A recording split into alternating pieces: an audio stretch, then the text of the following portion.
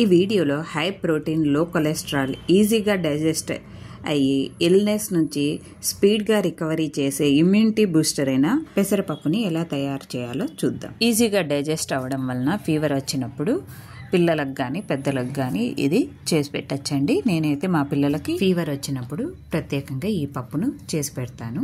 Welcome back to అవని ఆకాశమే హద్దు. ఎలా చేయాలో ప్రాసెసింగ్లోకి వెళ్దామా. నేను ఇక్కడ కుక్కర్లో కింద రైస్ని పైన పప్పుని వండుతున్నానండి.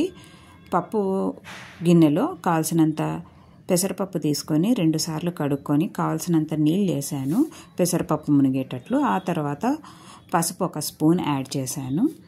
6 నుంచి 10 వరకు పొట్టు వలిచి పెట్టుకున్న వెల్లుల్లి రెబ్బలు యాడ్ చేసి మూత పెట్టి నార్మల్గా కుక్కర్ని విజిల్ వచ్చేంత వరకు ఉడికించుకున్నాను.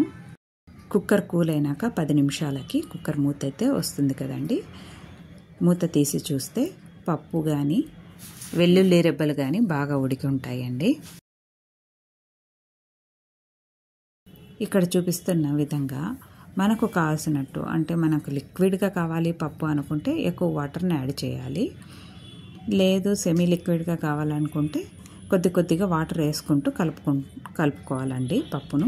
మనమైతే పప్పు ఏనపడానికి పప్పు గుత్తి వాడాల్సిన అవసరం లేదు. ఇక్కడ పప్పు గంటతోనే మెత్తగా అవుతుందండి పప్పు. స్టవ్ పైన లో ఫ్లేమ్లో మందపాటి గిన్నెలో 3 టేబుల్ స్పూన్స్ ఆయిల్ తీసుకొని దానిలో 4 దంచిన వెల్లుల్లి రెబ్బలు, జీలకర్ర, ఆవాలు, మినపప్పు, శనగపప్పు యాడ్ చేసుకున్నానండి. 4 గ్రీన్ చిల్లీస్ యాడ్ చేసుకున్నాను.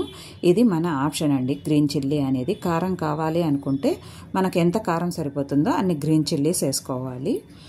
కొద్దిగా వేగాక వట్టిమిరపకాయలు యాడ్ చేసుకున్నాను. వట్టిమిరపకాయలు అయితే కొద్దిగా కంపల్సరీ అండి. దీని కారం వేరు, దాని కారం టేస్ట్ వేరు. సో వట్టి మిరపకాయలు వేసుకుంటే అది టేస్ట్ వస్తుంది. ఇప్పుడు పిల్లలకి పథ్యం కావాలి అనుకుంటే గ్రీన్ చిల్లీస్ అవాయిడ్ చేస్తే బాగుంటుంది.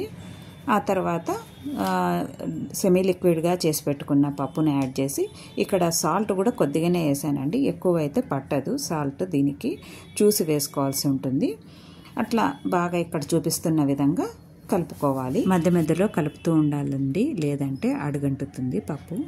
ఫ్లేమ్ మాత్రం లో ఫ్లేమ్లోనే పెట్టుకొని చేయాలండి. ఇది ఇక్కడ చూపిస్తున్న విధంగా బబుల్స్ స్టార్ట్ అయినప్పుడు ఫ్లేమ్ని బంద్ చేయాలి. ఆ తర్వాత చివరిగా కొత్తిమీరను యాడ్ చేసుకోవాలండి.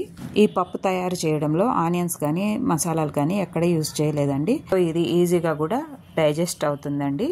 మీరు కూడా ఈ ఈజీ క్విక్ హెల్తీ ప్రోటీన్ పప్పుని ట్రై చేసి చూడండి. ఇలాంటి ఈజీ క్విక్ హెల్తీ రెసిపీస్ కోసం ఛానల్ని సబ్స్క్రైబ్ చేసుకోండి. ఈ వీడియో మీకు నచ్చినట్లయితే ఫ్రెండ్స్ రిలేటివ్స్కి షేర్ చేయండి, కామెంట్ చేయండి. Thank you for watching this video.